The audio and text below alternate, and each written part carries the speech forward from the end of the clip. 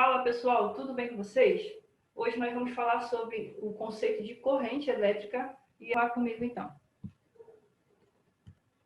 Bom, a corrente elétrica, né, ela tem a ver com a movimentação das cargas, certo? Toda vez que você tem cargas se movimentando em um determinado condutor, né, como está ilustrado no desenho, né, você tem aqui um condutor, pode ser um fio metálico, né, por exemplo, um fio de cobre. E aí você alimenta esse fio, né, esse condutor, liga uma bateria, e essa bateria vai fornecer energia elétrica a esse condutor, e ali vai começar a se movimentar as cargas elétricas. E aí nós vamos ter quantidades de cargas se movimentando conforme o tempo passar, certo? E aí a definição de corrente elétrica se dá pela quantidade de carga que passa a cada segundo por esse condutor, tá? Por um determinado espaço. Então, a corrente elétrica, que é representada pela letra I, é o quê? É a quantidade de carga elétrica que vai passar em um determinado intervalo de tempo, né? A corrente elétrica, a unidade de medida da corrente elétrica vai ser dada por ampere, em homenagem a Ampere, mesmo que foi o cara que trabalhou esses conceitos, né? A carga elétrica nós já sabemos que é dada em coulomb, nós já vimos nas aulas anteriores, que é dada em coulomb, e o ΔT pelo SI é dado em segundos, certo? Outra coisa importante é que vocês podem observar no desenho que a carga elétrica aqui, a corrente, é dada aqui, ó, da esquerda para a direita, que é também o sentido do campo. O sentido está indo, então, do positivo para o negativo. É exatamente isso. A corrente, ela vai, por convenção, né, foi convencionado que a corrente elétrica vai ter o mesmo sentido de movimento das cargas positivas, tá? Então, se você viu lá na prova, lá no Enem, no vestibular, alguma questão teórica desse tipo, né, já sabe que a corrente elétrica tem o mesmo sentido das cargas positivas, o mesmo sentido de movimento das cargas positivas. Isso aí foi uma convenção, né? Foi convencionado assim. Outra coisa importante, outra coisa importante é esse símbolo aqui que a gente costuma ver nos aparelhos eletrodomésticos, esse AC e CC. O AC é corrente alternada e o CC significa corrente contínua. O que significa isso? A corrente contínua é aquele tipo de corrente, né? É o tipo de sistema onde a corrente vai ter um único sentido de movimentação. Aí convenciona assim no sentido do movimento das cargas positivas. E a corrente alternada, você pode ter mais de um sentido de movimentação, ir para lá ou voltar, né? Você pode trocar o sentido da movimentação da corrente, pode alternar esse sentido de movimentação da corrente. Então, corrente alternada é aquela corrente em que você pode trocar o sentido da corrente, e corrente contínua é aquele que só tem um sentido de corrente naquele sistema elétrico, beleza? Então, é basicamente isso nesse conceito de corrente.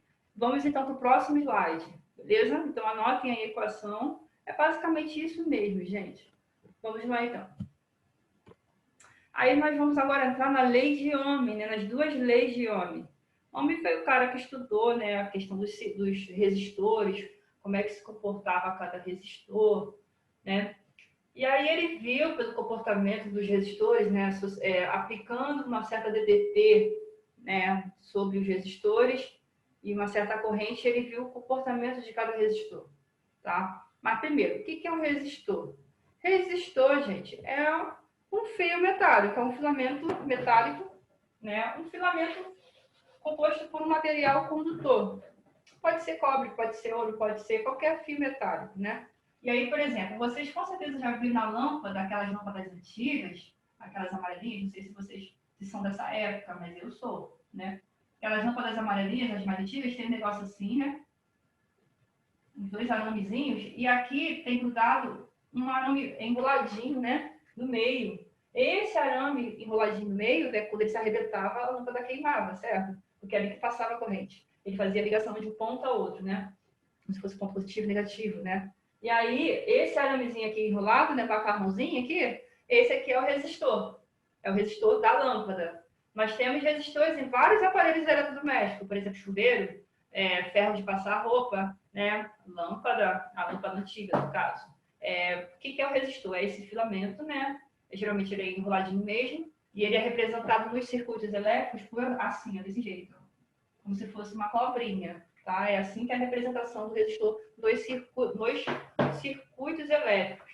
E aí a gente vai encontrar esses resistores nos aparelhos elétricos. O que acontece? Quando passa uma corrente por esse resistor, essa corrente faz com que esse resistor aqueça, esse filamento metálico ele vai aquecer. Por quê?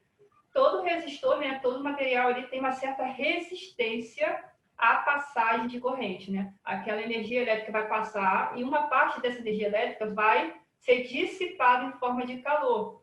É feito de água. E aí vai ser dissipado em forma de calor e aí esse resistor vai aquecer. Por isso que chuveiro elétrico consegue fazer com que a água aqueça, porque ali dentro daquele chuveiro elétrico tem resistor, que é tipo uma mola mesmo, enrolada ali dentro.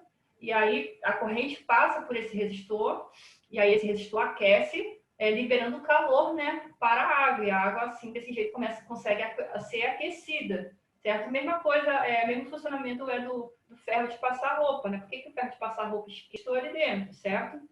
Então, todo resistor tem uma certa resistência à passagem da corrente. Se não fosse assim, ele não iria aquecer. A corrente ia passar livremente, sem nenhum empecilho. Mas todo resistor tem uma resistência à passagem de corrente. Por isso que ela passa e é dissipada, uma parte dessa energia elétrica é dissipada em forma de calor. E aí, nós temos ali, voltando aqui ao quadro, vou fechar aqui a câmera, para vocês se ligarem só nas equações. O que é essa resistência elétrica? É esse R aqui, tá? Cada coisa vai ter um nome. E a gente pode calcular a resistência elétrica pela primeira lei de Ohm ou pela segunda lei de Ohm. Pela segunda lei de Ohm é realmente a conceituação da resistência, e daqui a pouco eu vou falar sobre ela. Vamos falar primeiro da primeira lei de Ohm. E aí, Ohm foi o cara que ele estudou o comportamento desses filamentos, desses resistores, e ele percebeu, eu vou voltar aqui no quadro, ele percebeu um comportamento interessante de alguns tipos de resistores. Nem todos se comportavam assim, mas alguns se comportavam do mesmo jeito, do tipo assim, por exemplo, tinha a tensão. Gente, outra coisa importante é que a tensão, a maioria dos livros são representadas por U, tá? Mas os vestibulares a gente estuda como V mesmo, tá bom? E aí, mas são a mesma coisa. Se você vê o U ou vê o V, é a mesma coisa. DDP ou tensão. DDP e tensão são a mesma coisa, né? Aí ele pegou lá alguns resistores, por exemplo, pegou um resistor lá qualquer, de algum material lá. E aí ele viu que se ele aplicasse uma DTP de 10 volts, apresentava uma corrente de 2 amperes. Se ele aumentasse a DTP com mais 10 volts, ou seja, para 20 volts, ele apresentava uma corrente de 4 amperes. E se ele botasse mais 10 volts aqui, 30 volts, ele iria apresentar uma corrente de 6 amperes. E aí, foi montar o gráfico, né? Depois que ele vai cair na equação. Gráfico de V e I. Tensão versus corrente. Aí você tem lá 2, ou 10, 20, 30. E aqui 2, 4 e 6. Aí ligou os pontos. Para 10 volts eu tenho 2 amperes. Para 20 volts eu tenho 4 amperes. Para 30 volts eu tenho 6 amperes. Deixa eu abrir aqui a câmera, que acho que vai ficar para vocês enxergarem. Certo? Ele observou esse comportamento. Ele ligou os pontos.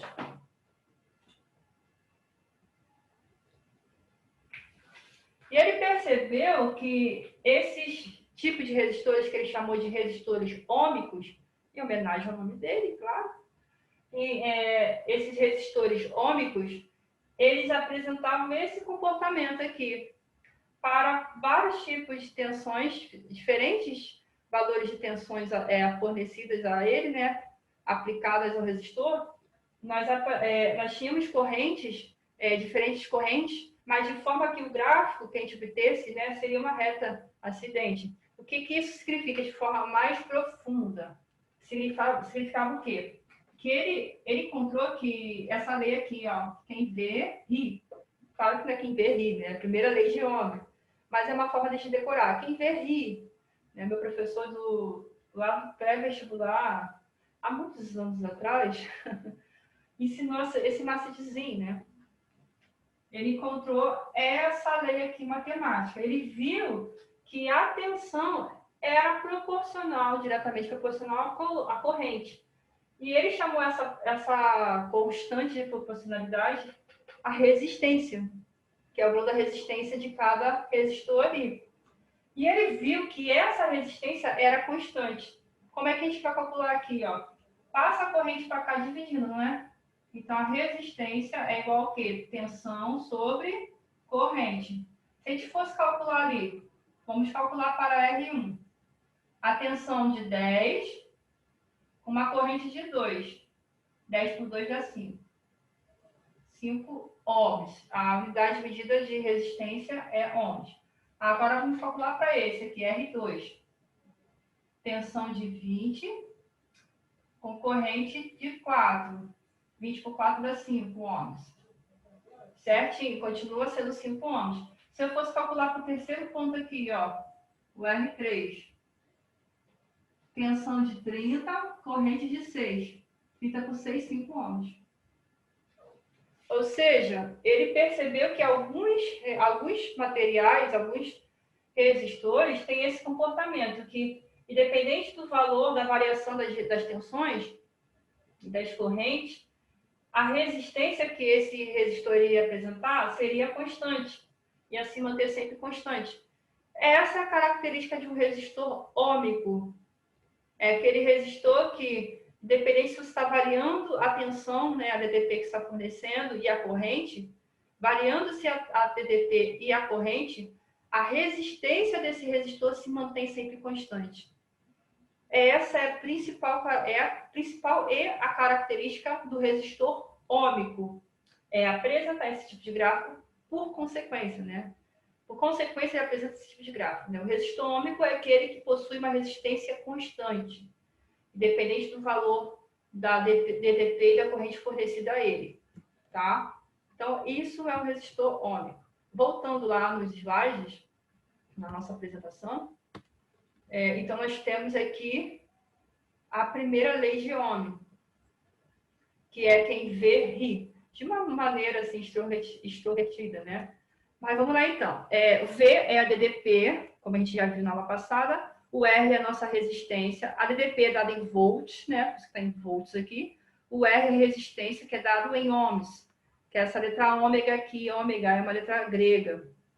Como sempre, a física adora letras gregas. E o I é a corrente que a gente acabou de ver no slide anterior, certo? Que é a corrente, que é em ampere, né? E a segunda lei de Ohm é interessante porque a gente consegue entender o que é exatamente uma resistência, tá? A segunda lei de Ohm vai falar que a resistência de um resistor é igual ao quê? A essa letra aqui, que é uma letra grega, chamada Rho. Rho. Tá? Vou botar aqui no quadro aqui como é que se escreve. É o Rhozinho. Uma letra grega chamada Rho. Rho.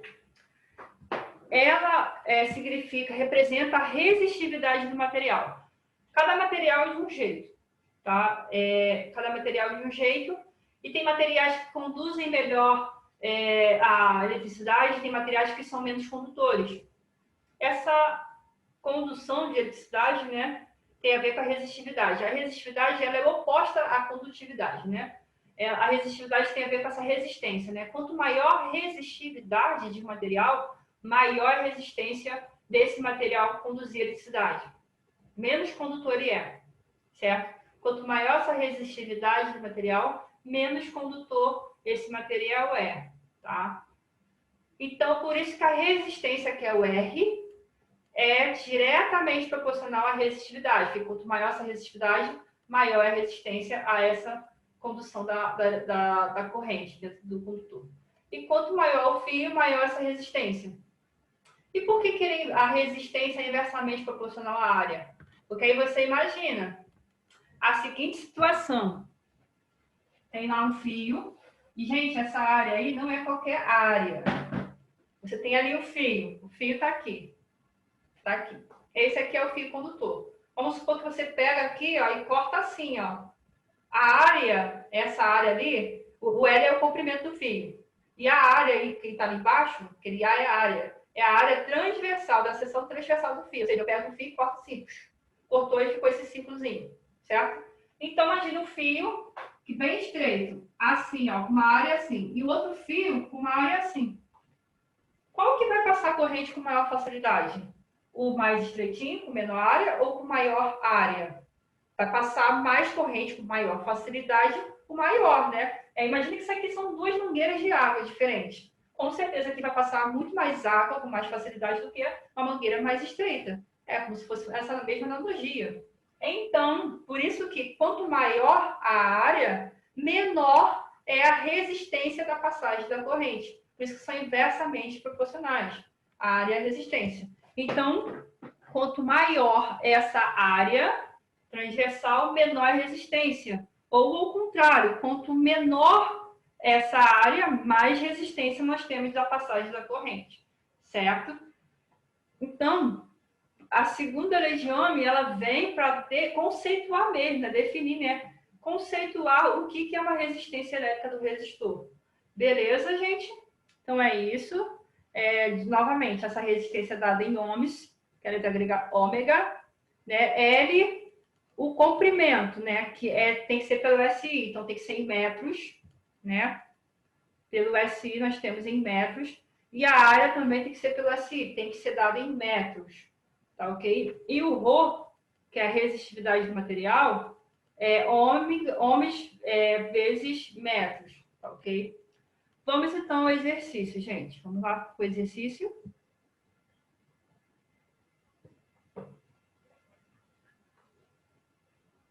Primeira questão ali. Vamos lá então. Pela seção reta de um condutor de cobre, passam 320 coulombs de carga elétrica em 20 segundos. Então, passam 320 coulombs de carga elétrica em 20 segundos. A intensidade da corrente elétrica no condutor vale, ele quer o valor da corrente, né? Mas temos os dados. Essa questão é bem simples, é só para a gente trabalhar a definição mesmo, né? As equações. Ele deu a carga, então 320 coulombs é a carga, né? Questão 3. É a carga elétrica de 320 coulombs. Já está no SI, não caiu em coulombs ou coulombs, ou microcoulombs, já está certinho, né? Ele falou também que passava em 20 segundos. 20 segundos é o quê? É o nosso delta T, é o intervalo de tempo. E ele quer o valor da corrente. Então aplicação de equação mesmo. Vamos lá então comigo, então. Aplicação da equação de corrente. Lembrando, qual é a equação da corrente? Corrente é carga sobre intervalo de tempo, certo? Ok, né? Só substituir. Então, a corrente vai ser o quê? 320 sobre 20. Já está tudo no SI. Corta aqui o 0 com 0. 32 por 2 vai dar 16. 16 amperes. Letra A, beleza? Então, simples assim. Tá? Vamos, então, continuando aqui. Pula aqui.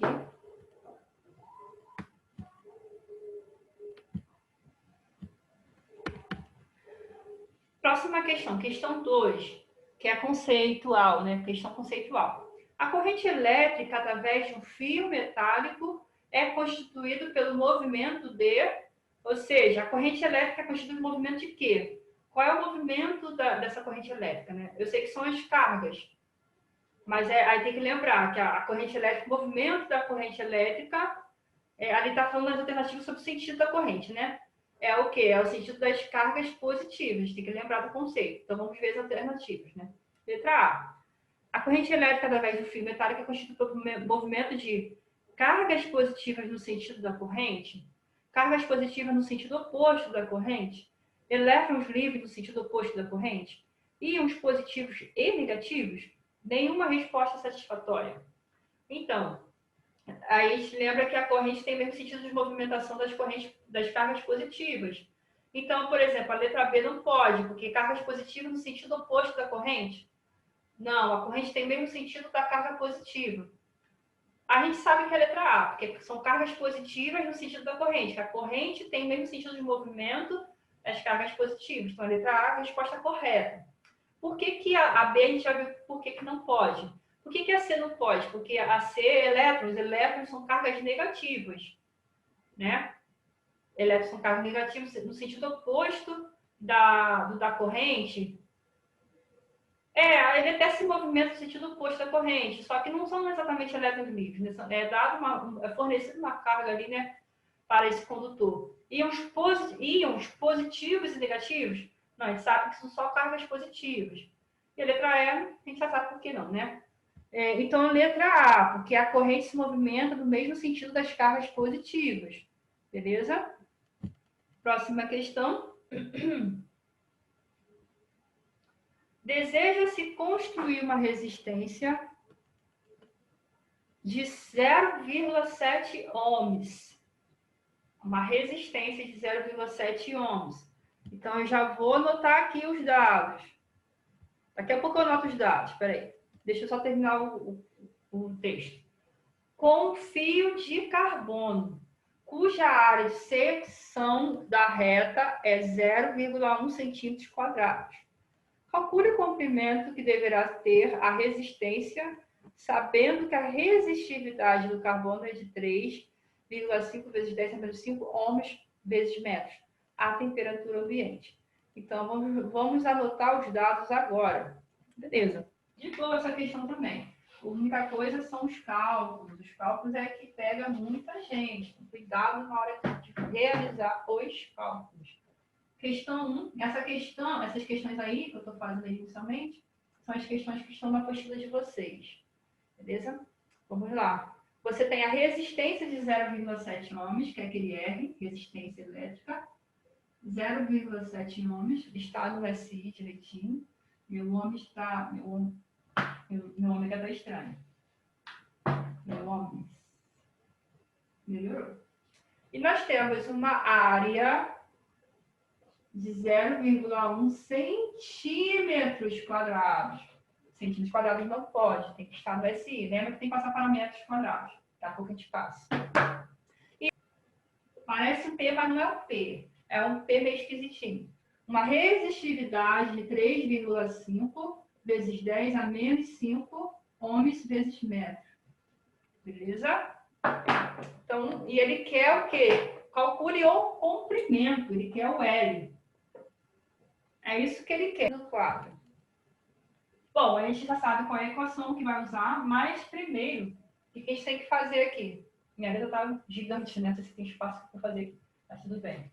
Vamos passar primeiro a área para metros quadrados. Tá? Isso é importante demais. Bom, gente, vamos relembrar o seguinte.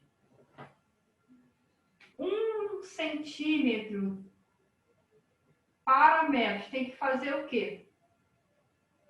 Divide ou multiplica por 100? Divide, né? Divide por 100. Não é? Daqui para cá a gente divide por 100. Ou por 10 elevado a 2, não é? É a mesma coisa, não é? E daqui para cá a gente multiplica. Isso é centímetros por metros. E agora se fosse área? Centímetros quadrados para metros quadrados. É simples. Deixa eu passar para baixo, não vai dar espaço. É simples, não é difícil. Centímetros quadrados para metros quadrados. Bom, gente, o macete é simples, é o seguinte. Se centímetros normal para metros a taxa de conversão é 10 a 2, como aqui é o quadrado, é como se fosse isso aqui, ó. 1 centímetro quadrado é igual ao quê? É igual ao quê? 1 centímetro não é a mesma coisa que 1 metro dividido por 100? Né? é o valor, aquele valor dividido por 100, para dar em metros. Então, é a mesma coisa que aquele valor dividido por 100, não é?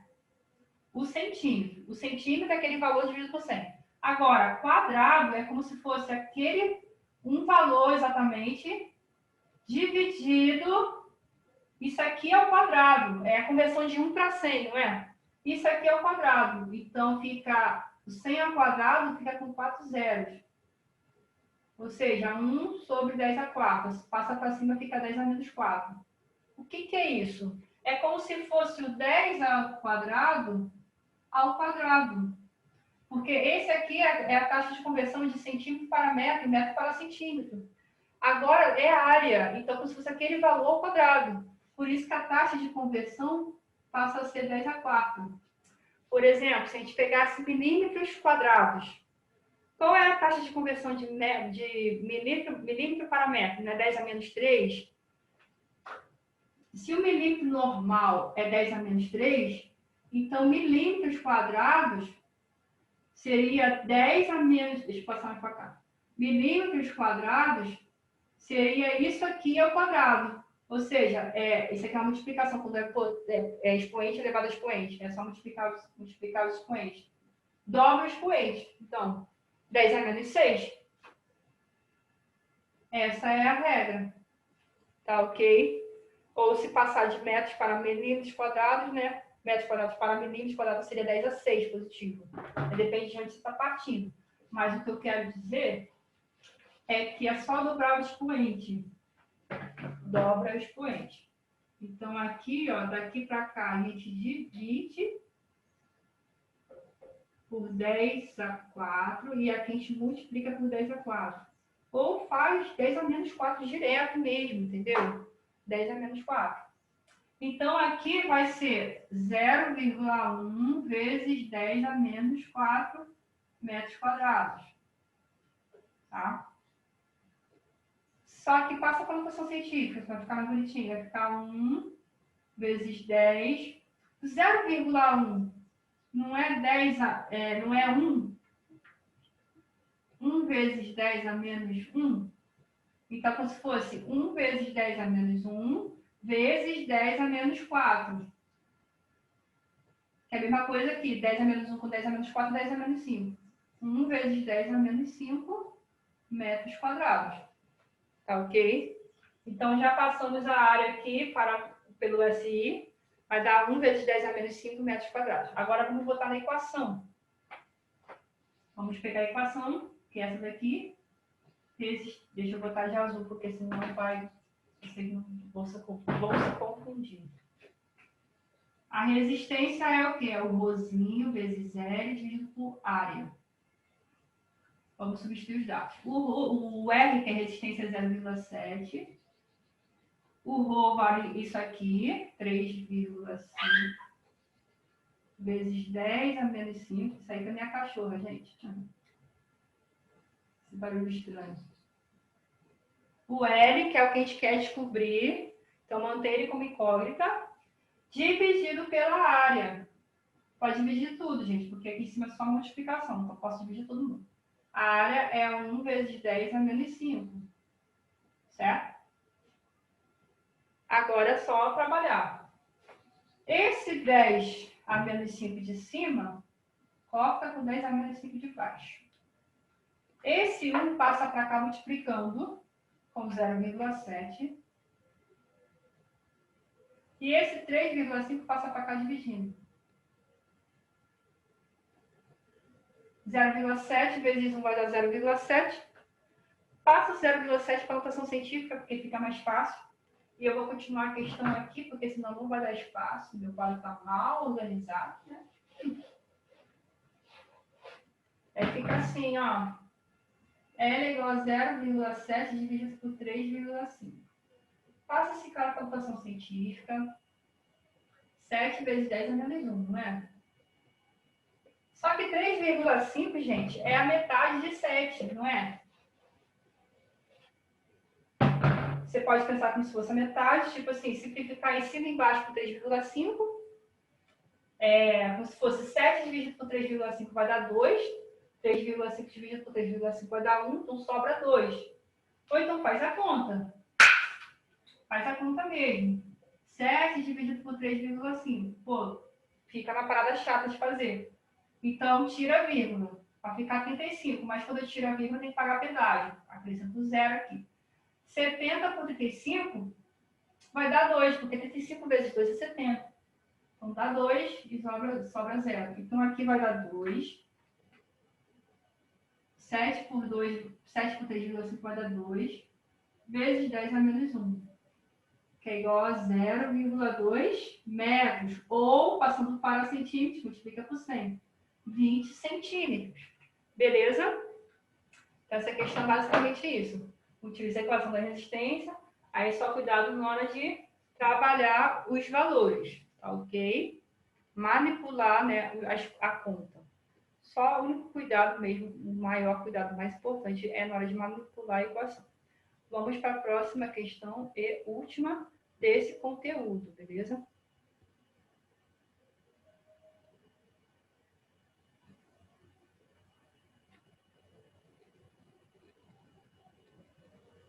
Beleza. Continuando aqui, deixa eu fechar a câmera. Questão 4, e última questão de hoje. Um resistor ôhmico, quando submetido a uma DDP de 40 volts, é atravessado por uma corrente elétrica de intensidade de 20 amperes. Então, para 20 volts, uma DDP de 20 volts, ele apresenta uma corrente de 20 amperes. Ou 40 volts apresenta uma corrente de 20 amperes. Quando a corrente que atravessa for igual a 4 amperes, a DDP em volts nos seus terminais será... Então, ele falou que é um resistor ôhmico. Então, lembrando o que é um resistor ôhmico mesmo, a principal característica do resistor ôhmico é aquele que tem uma resistência de valor constante, independente dos seus valores de corrente e de tensão, certo? Então, o que a gente vai fazer? Qual é o lance dessa questão? É o seguinte, ele falou que no primeiro momento, a gente vai ter uma DDP de 40 volts. Ou seja, eu vou chamar de V1. Para 40 volts, foi fornecida uma corrente, vou chamar de I1, de 20 amperes. Aí ele quer saber se agora, mudando o valor dessa corrente, ou seja, uma segunda corrente, só que agora com 4 amperes, qual vai ser o valor da nova tensão? É isso que ele quer saber. Qual vai ser o valor da nova tensão se a gente mudar o valor dessa corrente? Claro, a tensão vai mudar. A única coisa que não vai mudar é o valor da resistência, porque esse resistor é ôhmico. Ok? Resistor ôhmico, a resistência é constante. Resistência é constante. Opa, isso. Constante. Certo? Ou seja, a gente vai ter que achar a segunda tensão para essa corrente. Só que para achar a tensão, a gente sabe, ó, qual a equação que a gente pode usar? QI/RI. Bom, a gente quer achar a tensão e a gente tem o valor da corrente. Mas a gente não tem a resistência. A gente precisa achar primeiro o valor dessa resistência para poder achar essa segunda tensão. Tem como obter essa resistência? Tem, por causa desses dois primeiros dados. Esses dois primeiros dados, a gente vai poder obter a resistência. Acha a resistência através dos dois primeiros dados. Vamos colocar aqui, então, ó, V1, R, simplesmente R, porque o R é igual para todo mundo, então a gente não vai diferenciar o R. Vamos colocar aqui, então, o V1 vale 40, o R e o I1 vale 20. Passo o 20 que está multiplicando para cá, dividindo. 40 por 20 é igual a R. Então, nossa resistência vale 4 por 2, 2. 2 ohms. Encontramos o valor da resistência. E agora a gente vai poder calcular a nossa segunda tensão. Simples, agora ficou fácil. Vamos pegar agora em VRI de novo para V2. Agora o segundo passo da questão é achar o V2. Então, V2 vai ser o quê? A resistência, a mesma resistência que era constante, vezes o valor da segunda corrente, que agora vale 4. Só substituir. Então, vou botar aqui. O V2 vai valer o quê? O R, que a gente encontrou agora, que vale 2, vezes a segunda corrente, que é o 4. 2 vezes 4, 8 volts. Perdão, eu ia botar um pé é corrente. 8 volts. E achamos a segunda tensão, 8 volts. Vamos ver qual é a alternativa. Se não me engano, letra A. Letra A. Beleza, perfeito. Letra A. Ok? E aí, pessoal, olha só que legal. Tem essas questões extras aí que vocês podem estar tirando o print aí da tela para tentarem fazer. Tá ok? Fica aí, dever de casa, para vocês podem treinar um pouquinho mais. Beleza, gente? Dá um print aí na tela. 3, 2, 1. E ok, gente. A gente se vê, então, semana que vem. No nosso próximo encontro, beleza? Um abraço, bom estudo a todos. Fiquem com Deus. Tchau, tchau, gente. Um abraço. Se cuidem.